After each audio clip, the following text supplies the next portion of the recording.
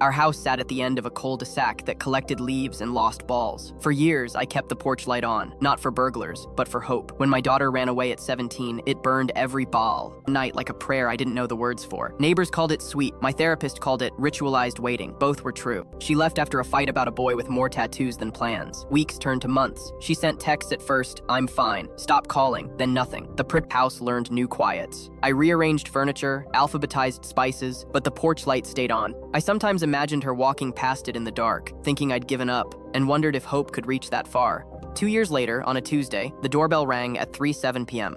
A young woman I barely recognized stood there. "Hi, Mom," she said. I froze, then asked, "Are you hungry?" We ate grilled cheese that tasted like a truce. She stayed a week. We talked around it and through it. On day 7, she said she needed to leave for a program in another city. "What do you need from me?" he asked. "Trust," she said. We packed a bag with clothes and a photo of her as a child. At the station, she hugged me. "Turn off the porch light," she whispered. "I'll find my way back without it."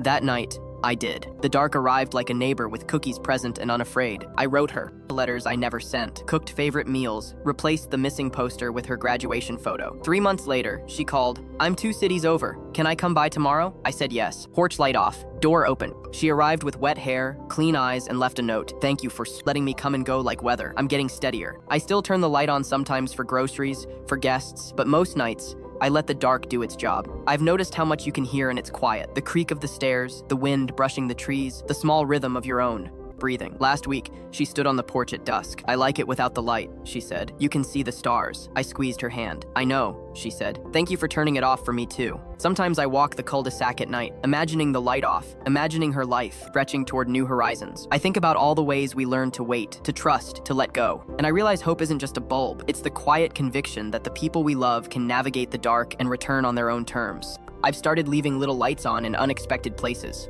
Now, hallway lamps, the porch swing, the mailbox, tiny signals that I notice the small moments of life happening. Sometimes I leave them for her, sometimes just for me, a quiet way of saying, "I'm here, I still care." And sometimes, when I pass them on the way to bed, I pause and imagine the mile between us shrinking, if only a little, with each flicker. I've learned that darkness doesn't erase hope, it frames it. The nights I thought I spent waiting alone were actually lessons in patience. In those hours, I discovered resilience. The subtle magic of letting someone leave and trusting they'll find their way back, carrying the love we didn't need to hold on to tightly. Hope isn't a bulb you burn forever. It's trusting someone to find their way in the dark, and sometimes finding your own along the way.